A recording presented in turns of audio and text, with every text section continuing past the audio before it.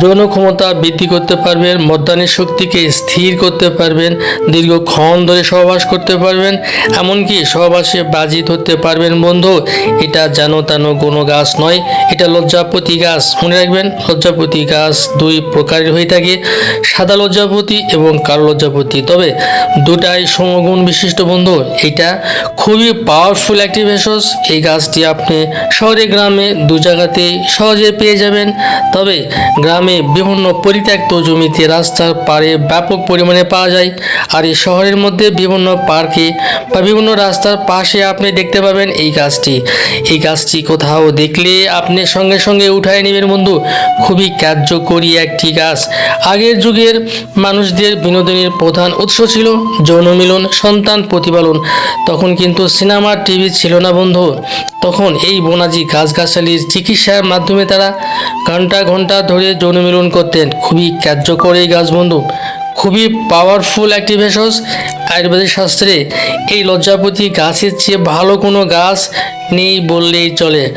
অল্প বয়সে যারা দুর্বল হয়েছে এবং যৌন মিলন করতে গিয়ে 1-2 মিনিটের মধ্যে বীর্য বের হয়ে যাচ্ছে, কিংবা সহবাসে লিঙ্গ শক্ত হতে চাচ্ছে না, যদিও বা শক্ত হয় 1-2 মিনিটের মধ্যে আবার নরম হয়ে আসতেছে, বন্ধু এই সমস্যা দূর করতে পারবেন স্থায়ীভাবে এই গাছের মাধ্যমে।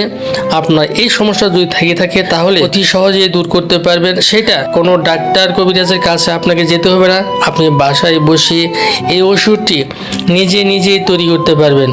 এটা খুবই কার্যকরী একটি ভেষজ এবং এই গাছের সঙ্গে আরেকটি গাছ সংমিশ্রণ করতে হবে। সংমিশ্রণ করে আপনি এই ওষুধটি নিজেই তৈরি করতে পারবেন।